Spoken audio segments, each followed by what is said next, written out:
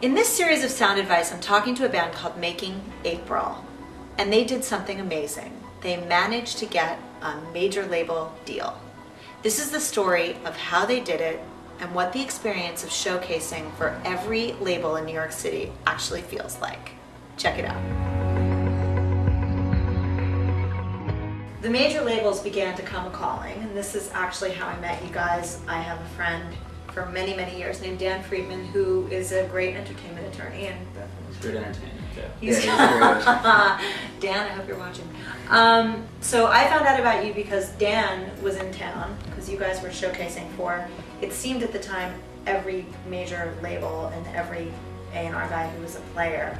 And I'm sitting with Dan, and I said, what are you in town for? And he told me about you guys, and he told me that you were selling 1,000 singles a week on iTunes, which completely freaked me out because I hadn't heard of that happening often. So that's how I got to meet you guys. Can you take us through what it was like to showcase for all those major labels, and then how that led to your Universal deal? Yeah, it was awful. It was miserable. It was the worst. I think right now, after the whole experience, I'm probably talking for everyone, but we probably will never showcase for a label again. Like, well, if they want to come to a show with fans and stuff, then that's cool, but I think the experience is not. Like, it seems like it's one, for us at least, it would be one random showcase in the middle of like a bunch of empty time where we would all just like try and prepare for and have no idea what to expect, and then you try and like bring out all your friends and your fans and everything and try and make it like this experience so they can like feel like, oh, you know, this band is, you know, has a bunch of fans and stuff, which, you know, people came out and that was great, but it was just a lot of work and I don't know, it sucked. Did you have a lot of notice for these showcases, or was it just Not sort of really. like, okay, you're showcasing next Tuesday? Like maybe 2 weeks or so. Okay. But the hardest part was that we weren't on tour at the time. And so you're rusty, and like you're coming out, and even though you could practice every day, it's not the same thing as playing like 10 shows in a row in this. You're not used to being engaged with all the fans and like, you know, and just doing running everything smoothly. Yeah. So we'd come out and like we just weren't ready for it at all, and we'd get really nervous, and we wouldn't know what they expected. It's like we're trying to get advice from other people. We just didn't know what they wanted to see, and that's what made it its hardest. And then actually the best show that we played was actually a show that we had in a series of dates, and that show was actually for a bunch of labels at the time. Dan, I guess, riled everybody up, and there were a lot of people there, and that included Universal. Okay.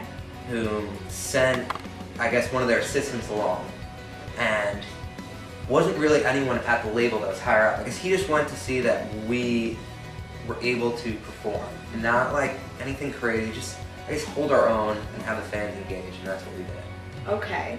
And so what happened after the assistant showed up, and what proceeded? It was actually, alright, we're gonna take one step back.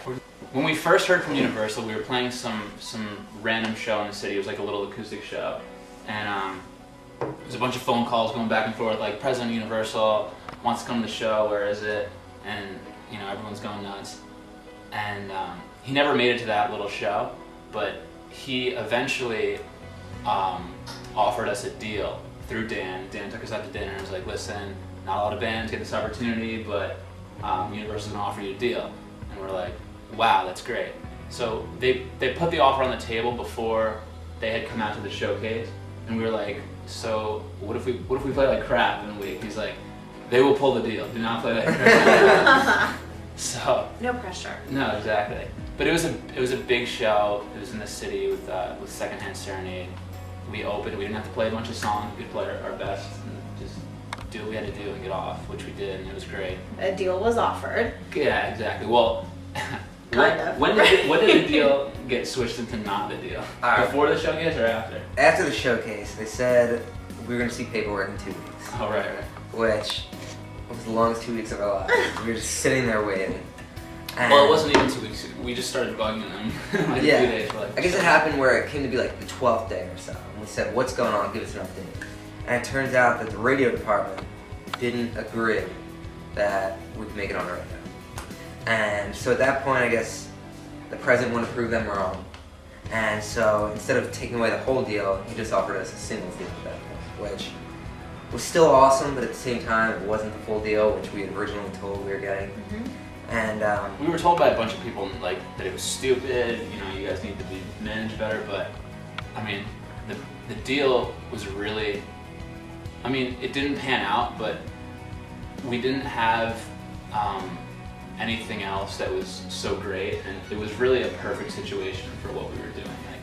Like we were writing our next album, you know, touring, and this label is going to come in, give us a lump sum of money that we've never seen from anyone before for this one track. We would re-record it. We get to, you know, work with David Bendit. Nice. And he did Paramore and another Hawthorne record. And it's quite the experience. cool. So you got the Rockstar single recording experience. yeah, we got the drummer from Breaking Benjamin to come in and play. Awesome. A bunch of, you know, it was great. So, you know, they're gonna take our single and bring it to radio. This label that's been doing amazing over the year, especially on radio. At the time, they were the best label. While we were busy writing our next album.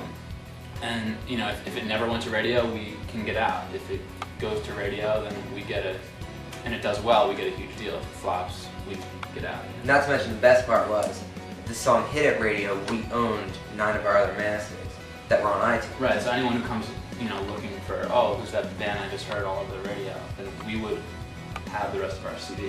That's awesome, and benefit from the sales of that. So what happened? We were on tour with Secondhand Serenade, and it was a nationwide tour, so we were somewhere left. And February 26th came, which is the day it was released. Everything was fine, and it was supposed to go to radio. Actually, it might have come out. I'm not sure. Anyways, the day it was supposed to come to radio, we called the label to find out what the impact was, how it went. We'd known the CDs already went out about 3 weeks earlier. We got a few random spins across the country, and we called the label and heard nothing. So, and keep in mind we were managing ourselves, which might have not been the best bet. I mean, I've always been against management until I realized labels don't want to hear from the artist, they want to hear from someone else, which is the manager. Even if the person has no experience, they just don't want to directly deal with the band. And it's tough. It builds a weird relationship when you're very asking the label for money as the band. Right, and right. You want to have a middleman to kind of you always want to look like the good guys. Yeah, of course. Good cop, bad cop. So that was maybe one downfall I guess we had. But other than that, the single was ready to go to radio, and we called them. They didn't pick up the phone. Called them the next day. Didn't pick up the phone. Finally got a hold of someone there. I talked to a girl in the marketing department that was, I guess, heading up our project. She had no idea when the radio date was or what was even happening. And so when I finally talked to the head of radio there, about 2 weeks later, I'm just sitting in limbo, not knowing what was going on. It was a very brief conversation. He said, "We're just not ready yet. We're still setting it up."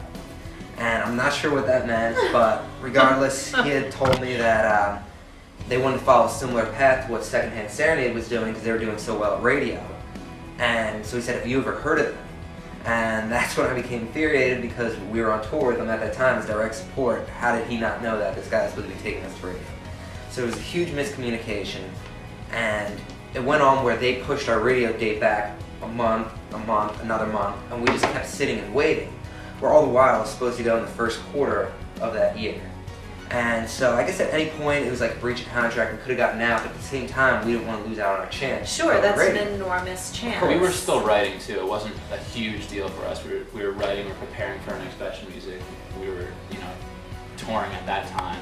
We got off the road, started writing, and we were just waiting to see if we were gonna record the album with them or with ourselves. And yeah, so with the radio date keep getting pushed back, we said, all right, can we have money to demo out these songs? Because obviously you're going to want to know if a full album is possible, because if you pull the rest of the deal, you need to know what kind of product we have waiting.